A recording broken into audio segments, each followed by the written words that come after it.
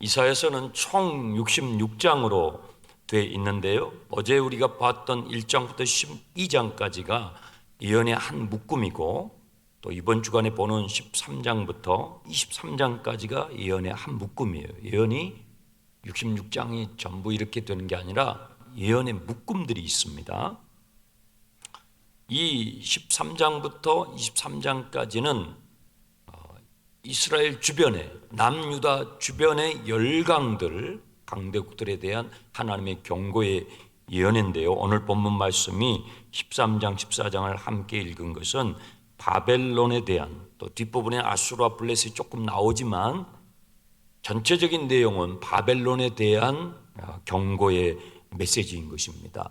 바벨론은 신약과 구약에 나와요. 요한계시록에도 나옵니다.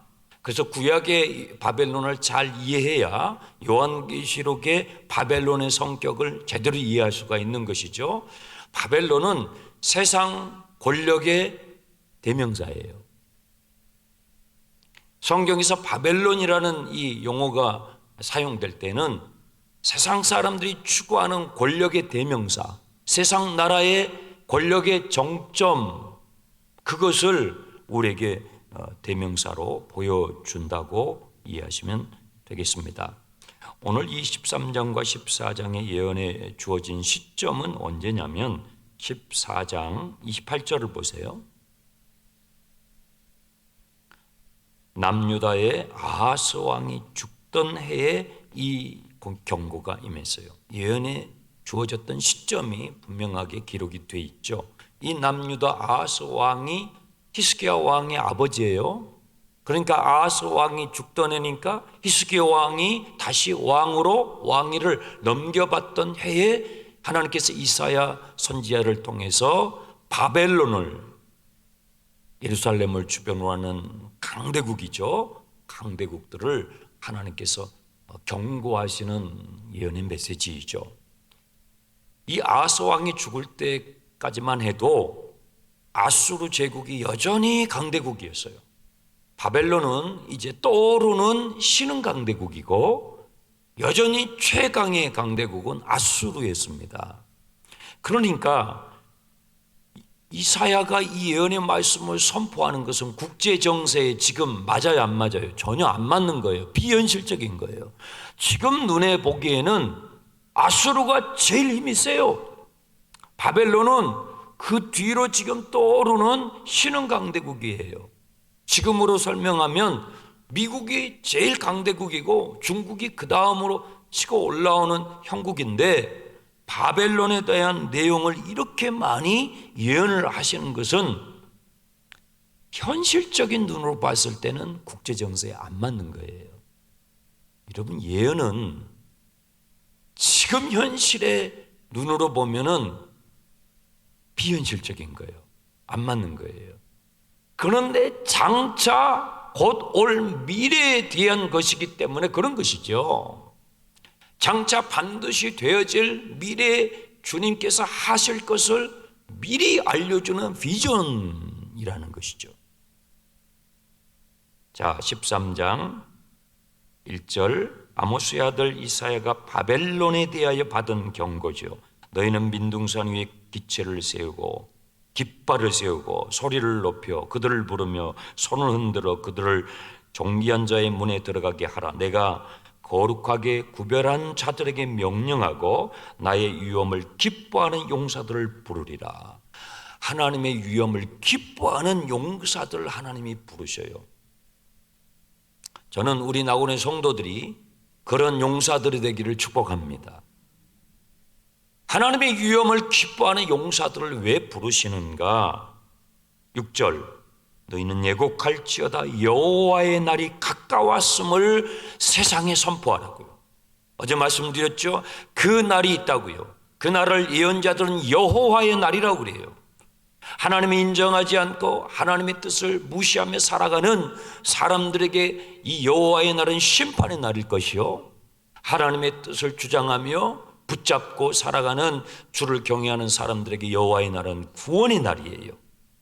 이 여호와의 날이 있음을, 이 역사의 그 날이 있음을 선포하는, 주의 위엄을 존중하는 주님의 용사들을 주께서 시대마다 일으키시는 거예요. 그들을 통해서 하나님의 메시지를 부어주시고 그것을 선포해 하신다는 것입니다.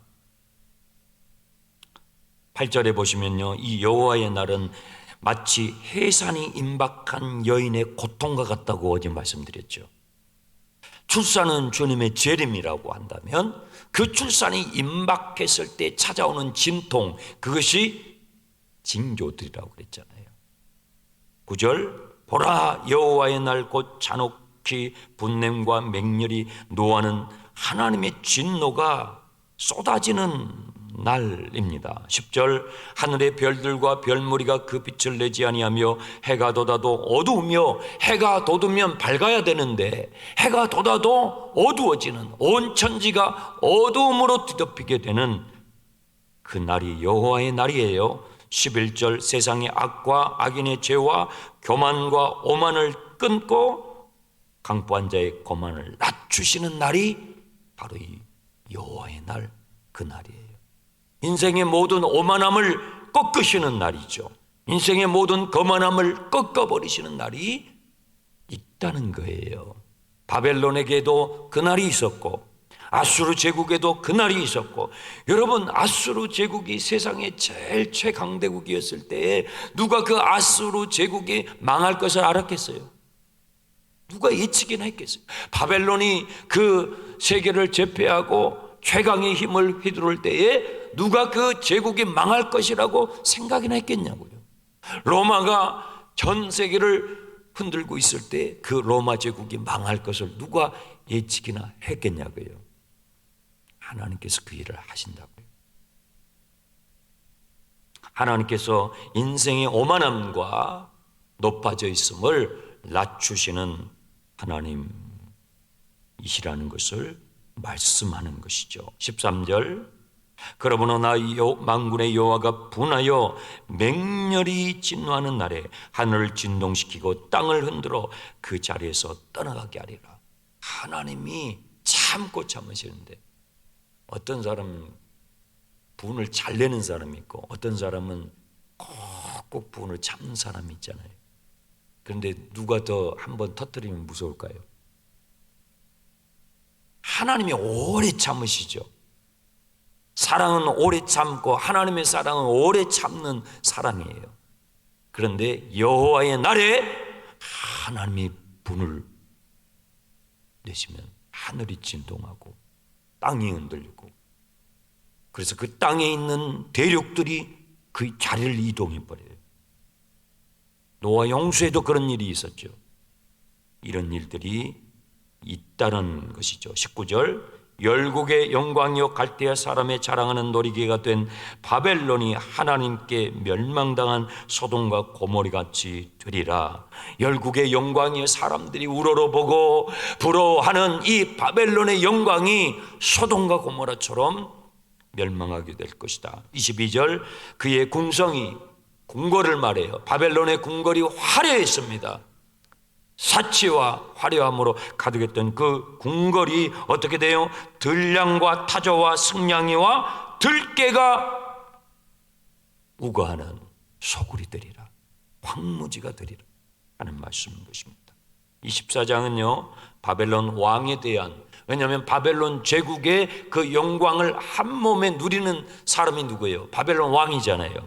3절, 여호와께서 너를 슬픔과 공고와 및 내가 수고하는 고역에서 놓으시고 안식을 주시는 날 여호와의 날에 너는 바벨론 왕에 대하여 노래를 지어 불러라. 하나님께서 이사야에게 바벨론 왕에 대한 노래를 지으라고 그래요. 그 노래를 부르게 해요. 그런데 이 노래가 바벨론 제국과 그 왕의 하나님의 심판에 대한 노래인 것이죠. 여러분, 우리가 찬양을 불러요. 그 찬양의 내용은 사단을 대적하는 내용이고 세상의 권력들을 향하여 하나님의 심판을 선포하는 내용이죠. 그 찬양의 능력이 있어요. 찬양을 부르세요. 찬양을 부르세요. 하나님께서 이사야에게 찬양을 지어 부르라고 하셔요. 세상의 권력 앞에서, 현실의 장벽 앞에서 두려워하며 떨며 그렇게 살지 말고 그 현실 앞에서 하나님의 이름으로 찬양하라는 거예요. 찬양하라는 거예요. 그 노래의 내용이 무엇입니까? 10절, 그들은 다 내게 말하여 이르기를 너도 우리와 같이 연약하게 되었느냐, 너도 우리같이 되었느냐, 바벨론 왕을 향하여 너도 우리처럼 되었구나. 예전에는 하늘 높은 줄 모르고 그렇게 우러러 봤던 내가 우리와 같이 평범하게 되었구나. 11절, 너의 영혼가 소홀에 떨어졌으며 내 비파 소리가 떨어지고 구더기가 내 아래에 깔리며 지렁이가 너를 덮였도다. 뭐냐면 시체를 말하는 거예요. 사람이 죽으면 묻습니다. 매장을 합니다. 화려한 왕궁의 무덤이니까요. 피라미처럼 거대한 왕릉이죠. 그런데요, 1년, 2년, 3년 지나면 썩습니다. 시체가 썩으면 어때요? 그 시체 안에 뭐가 득실득실해요? 구더기와 지렁이가 득실거리는구나. 여러분, 무덤을 크게 할 필요도 없고 1년, 2년, 5년 지나면 다 구더기가 득실거려요. 지렁이가 파먹고. 우리 인간의 육체가 그렇다고요. 바벨론 왕을 향하여 12절, 너 아침의 아들 계명성이여. 아침에 뜨는 이 계명성은 이 새벽별이라고 되어 있죠. 이거 금성이에요. 새벽이 되면 반짝반짝한 별이에요. 바벨론 왕의 영광이 그리하였는데 어찌 그리 하늘에서 떨어졌는고. 너 열국을 엎은 자여 어찌 그리 땅에 찍혔는가. 내가 너의 마음에 이르기를 내가 하늘에 올라 하나님의 무별 위에 내 자리를 놓으리라. 내가 북곡 지폐의 산 위에 앉으리라. 가장 높은 구름에 올라가 지극히 높은 하나님과 같이 되리라 했던 바벨론의 오만함이, 이 바벨론 왕의 오만함이 부서졌다는 것이죠. 이 바벨론의 조상이 창세기에 나와요. 창세기 11장에 바벨탑을 쌓죠. 그들이 바벨론의 조상이에요. 그들이 뭐라고 그래요? 우리가 높은 탑을 쌓아서, 성과대를 쌓아서 하늘까지 이르러 우리의 이름을 새기자. 사람은 타락한 아담 이후에 인간은요, 이 오만함이 바뀌지 않았어요. 문명이 높아지고 교육도 많이 하고 하지만 인간의 본질은 하나도 바뀌지 않았습니다. 이들을 향하여 하나님께서 심판을 예고하시는 것이죠. 22절, 만군의 여호와께서 말씀하시되 내가 일어나 그들을 쳐서 이름과 남은 자의 아들과 후손을 바벨론에서 끊으리라. 뭐예요? 나 여호와의 말이냐. 하나님께서 싹사인까지 하셔요. 이건 나의 말이다. 23절, 내가 또 그것이 고슴도치의 구렬과 물 웅덩이가 되게 하고 또 멸망의 빗자루 청소하리라. 나 만군의 여호와의 말이니라. 24절 다 같이 읽습니다. 만군의 여호와께서 맹세하여 이르시되 내가 생각한 것이 반드시 되며 내가 경영한 것이 반드시 이루리라. 반드시가 두 번 나와요. 하나님께서 생각한 것이, 하나님이 경영하시는 것이 반드시 되리라. 26절에도 경영이라는 단어가 나오죠. 이것이 온 세계를 향하여 정해진 하나님의 경영이라.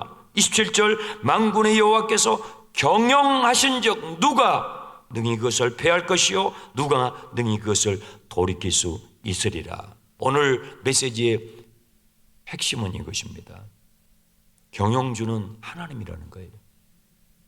여러분 회사에 가시면, 여러분 직장에 가시면 경영주가 있죠. 경영주가 있죠. 거기 직원이 있고 경영주가 있죠.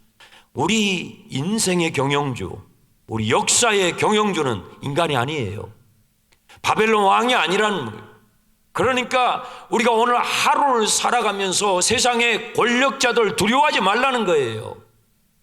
우리를 향하여 그 권력을 휘두르는, 세상에 그들이 주인인 것처럼 행세하는 그들 앞에서, 세상의 권력자들 앞에서, 돈 앞에서, 부귀 앞에서 두려워하지 말라는 거예요. 그들은 우리 인생의 경영자가 아니라 하나님이 여러분의 인생의 경영주가 되심을 믿으시기 바랍니다.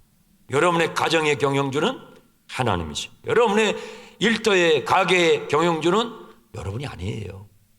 하나님이 잠깐 바뀌어놓은 거예요.